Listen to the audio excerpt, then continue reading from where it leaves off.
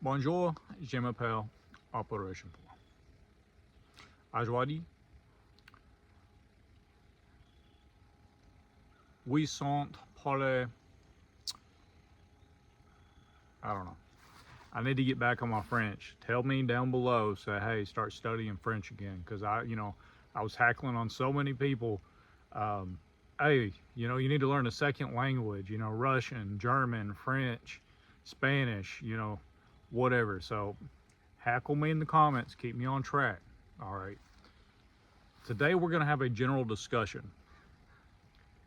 on the first day in my state of modern gun deer season, believe it or not. That's why I have this orange, because I'm not trying to get my crap blasted clean off. But this one, I don't use scripts. When I use scripts, I sound like a robot. So this is just a discussion. And I made this video prior, and then I instantly put it on private. This was years ago. Video quality sucked, all that. So cheers. Got that Smoky Mountain Tube because I don't dip no more. But there's something about the woods and nature that just you just have to have wintergreen. So this is what I'm saying. Originally when I made this video, it was because people were hating on the Olympic shooters. Now, we talk about guerrilla warfare and combat on this channel, but let's just talk about gunfighting, okay? When you look at the typical gunfighting stance, we're going to focus on standing right now and then move into other positions. What do you see modern day that is taught in all these tactical classes? You see a stance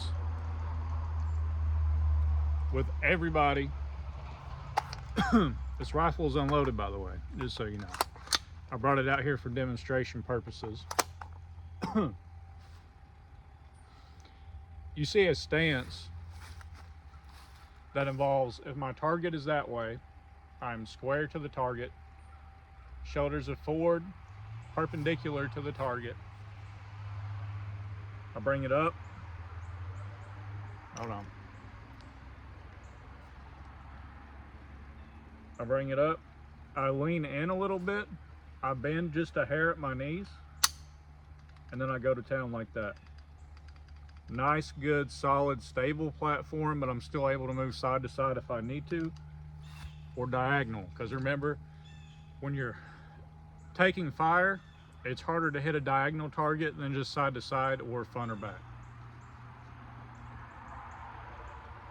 So it's kind of like this. Nice and square. Bring it up. Start blasting. But is that really the best for you? This is the topic of today's video.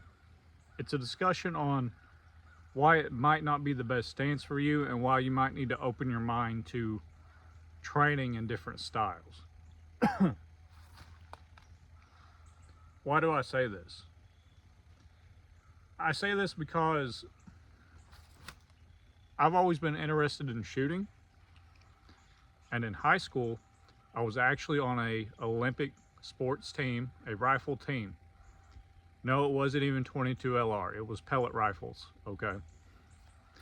But I was the third best shooter in the school. They only had 5 slots on the precision team. Wow, what a sentence, right? Third best shooter in the school. That is horrible. Not like that, though. We had a rifle team. It was connected to the JROTC. And you had the sporter category, and then you had the precision. And I just so lucked out on my second year of it. I had on average the third in the school, like the highest score, and I got stuck on that team. And I loved it. We won first place. Many of a competition we went. Not only because of me, as a team effort. We had 5 team members and 2 alternates that would ride around with us, on the school bus, and we'd go to different schools, different areas, Camp Perry, Ohio, stuff like that, and we would compete. I'm only mentioning this, even though we were using pellet rifles at the time, because the shooting stances were to maximize accuracy. The shooting stances and gear that we had, such as weighted vests, eye blinders on our rifles, the sling setup, it was all to maximize accuracy. Nothing else. It wasn't combat speed. It wasn't mitigating, worried about camouflage. It was solely to maximize your accuracy, to make a precision shot. So why would we do that instead of a traditional CQB or squared stance? Well, before we can answer, or I can answer that question, or at least explore it, where did the square stance come from? It came from early GWAT, late 90s, that era of the US military. Why? Introduction of plates and body armor issued to the mainstream army, not special forces, but the mainstream army. Up until the mid-90s, standard issue equipment was at most a flank jacket and a helmet. They didn't have bulletproof plates front and back. So let's approach the square stance again. This time I'm just gonna use the visual in my hands. Front of rifle, back of rifle. Let's say my target is the phone or the camera. I'm gonna raise up like this. What is facing you right now? My vital organs. What are the plates supposed to protect?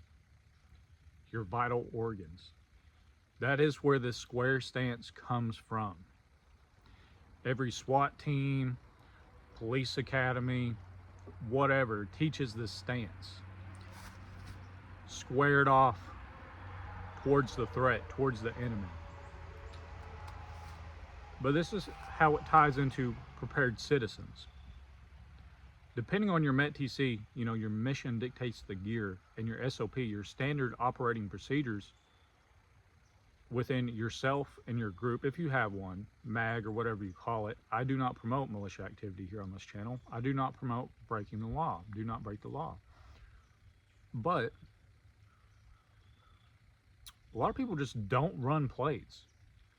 And before you say, oh, that's stupid, if you live in the forest like I do, you don't live in suburbia or the city, and you're liable to be hiking for miles and having, just hills and hills, 300 meters to climb, 200 meters down, 400 meters to climb, 500 meters down, and terrain that's this steep, 30-pound plates is just not a good idea. You're not going to be able to be mobile on your feet, stuff like that. Now, depending on where you live and the context and everything, that definitely plays a role. But for some people, depending on the mission set, if you're doing recon or like a sniper operation in a Red Dawn scenario like foreign invasion, especially if there's no hospitals still open, as in you get shot, you're probably going to die of infection, probably wouldn't make sense to be running plates in these hills. Now, if you're at home or you're in a static position doing defense on the perimeter, then yes, having plates in would be a good decision. Or if you're doing night assaults or infiltration at night, having plates because you're getting close into the enemy would probably be a good decision. But if you're going to be taking contact far away, or you have a really good concealed position, you're waiting in an ambush, a near ambush, a point ambush, which is like 100 meters in or 50 meters in from where you expect to receive the contact. If it's well concealed and you can get the jump on them, plates aren't really that necessary.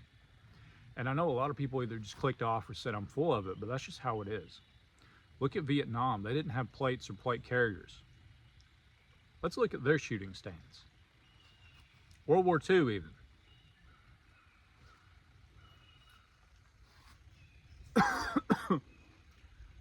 Their shooting stance, taught by the US military, is more akin to the precision, the more enhanced precision shooting stances that I used when I was shooting the precision rifle. Now, before you say that only works with pellet rifles, the CMP, or the Civilian Marksmanship Program, does a service rifle. I believe it's M4 or M16 style rifles. They have rules and regulations. And many of those positions, specifically standing, look a lot like what I was doing back in high school in those competitions to maximize accuracy and precision. As well as, from what I read through that CMP, they engage targets, I believe, standing at 200 meters sometimes. I don't know if that's standard practice, but I read about it happening. That is crazy. 200 meters engaging a target with a carry handle. Dang, I have trouble doing that while in the prone. So this is what a typical Vietnam era stance looked like from the side. Do you notice anything different already? I'm bladed with the target. Okay. I'm gonna bring the rifle up. I got a good shoulder mount on it. I'm pulling back. I got more stability and leverage this way. Look at that. Now for me, this has always felt a lot better, a lot more stable, just naturally.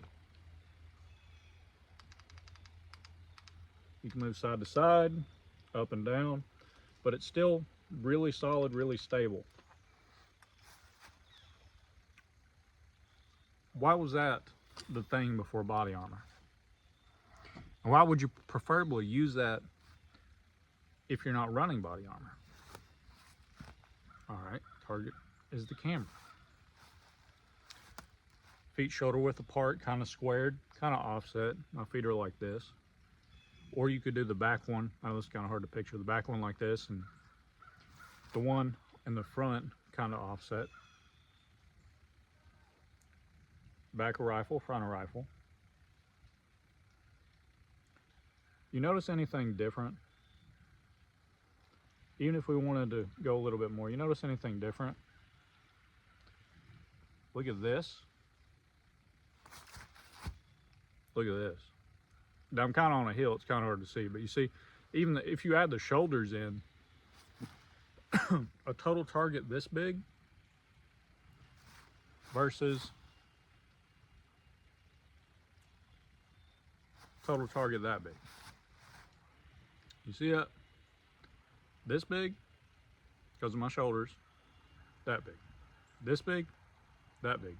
This big, that big. Now, while at close range, 4 or 5 inches doesn't necessarily matter. When you start taking contact and you're 100, 200, 300 meters out, going from this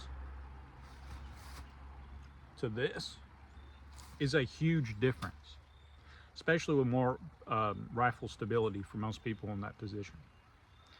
Also, if you're hiding behind a tree, good cover, good concealment, depending on the thickness of the tree and what the enemy's weaponry is, you can kind of lean. It's much easier to lean like this and prop it against the tree.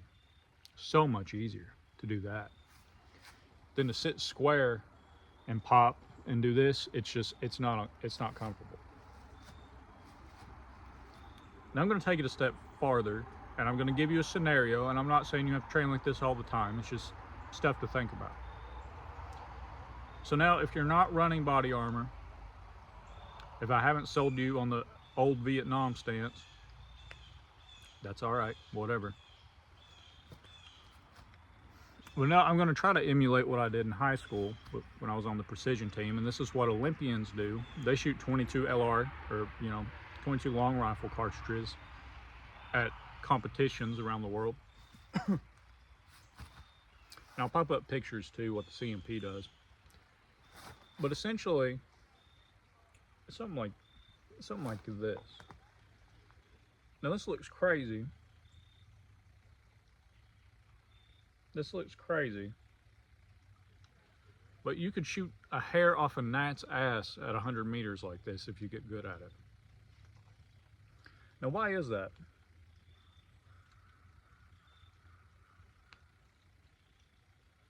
Why is this preferred, or even this? I've seen some people do this. But you really got to lean back when you do it like that. Why is this up here preferred than this? you don't need to get the buttstock all the way in your shoulder when you're shooting for precision, especially on a 5.56 rifle that barely has any recoil whatsoever. What about this makes it so much more stable? Like I said, when you get good at it, my feet aren't flat right now, and I haven't shot like this in years.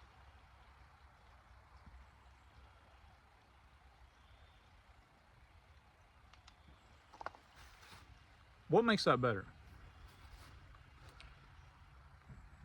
And why does this even matter? Why am I even showing you this and like telling you to explore these Olympic positions, these CMP positions? I'm doing this because if you wanted to get the drop on enemies and you see them coming at 200, 300 meters, we can't all predict everything perfectly, and you might need to engage that threat at 200 and 300 meters. A good stable shooting platform isn't always available.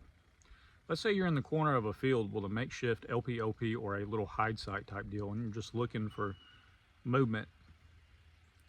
And then you see an opportune time to make contact with the enemy.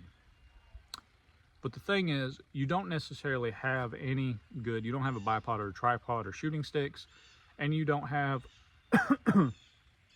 the ability to get into the prone because there's a little bit of a hill on the way between you and the enemy, or there's tall grass. It's a field you're overlooking, a ODA or an open danger area that you're overlooking.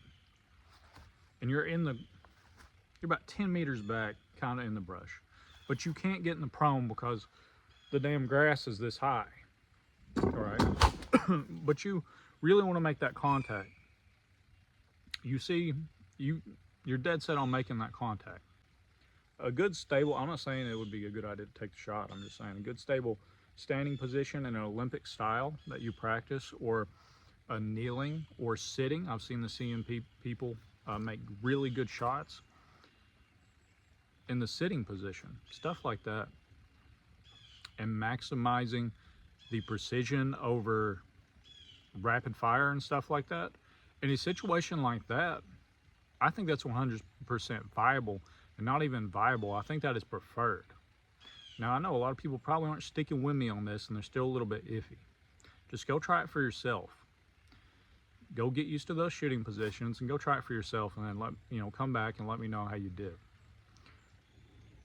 Like I said, this ain't necessarily the most tactical thing, but if you want to shoot with dead precision, it might be good to look into.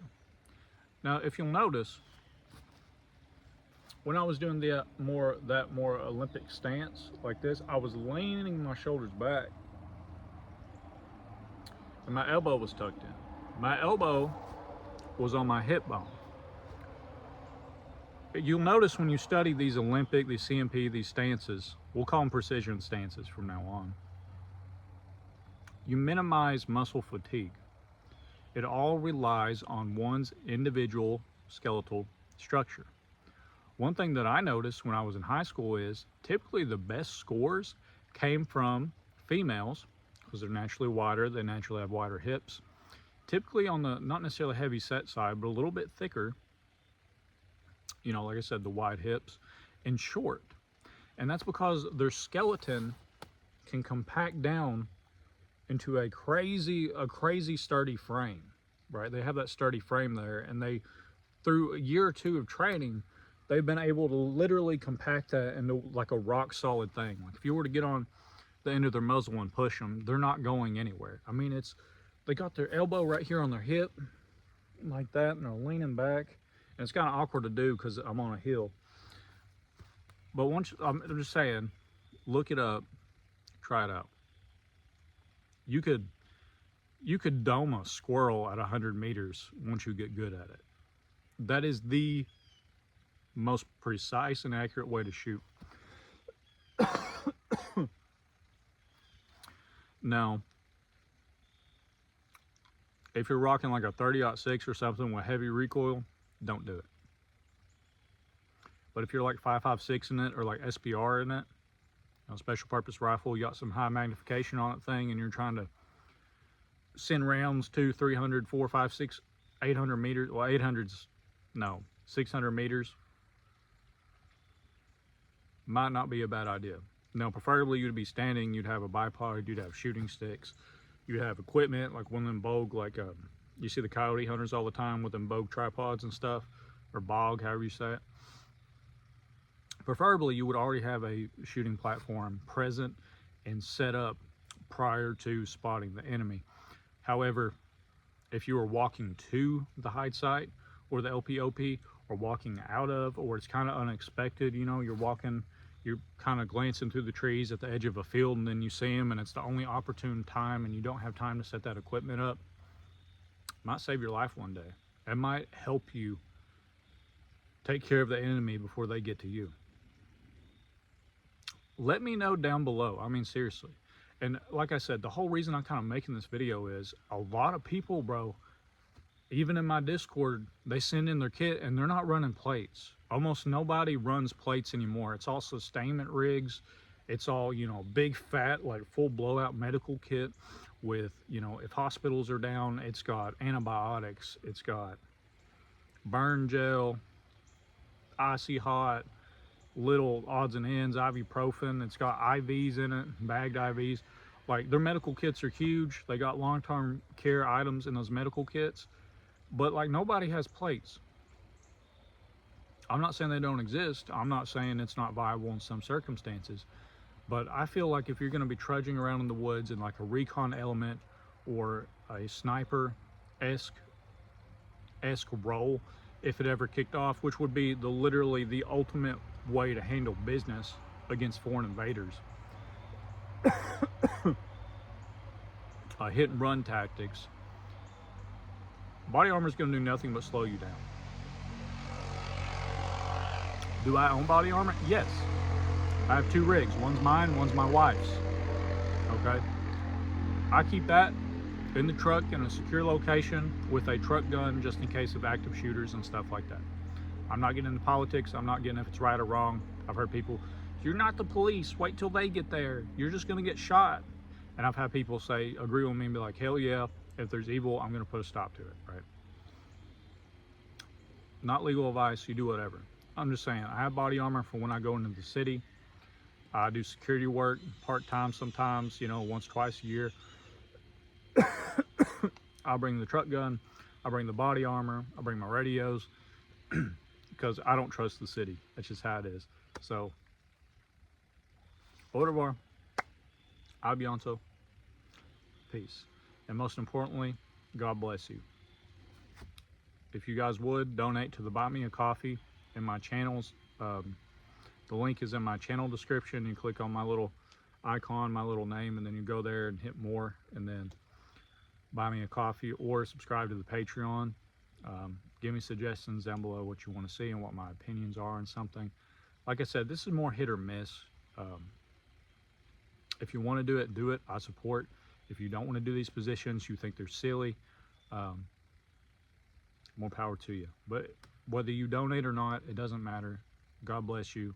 I hope you have a great day. Peace.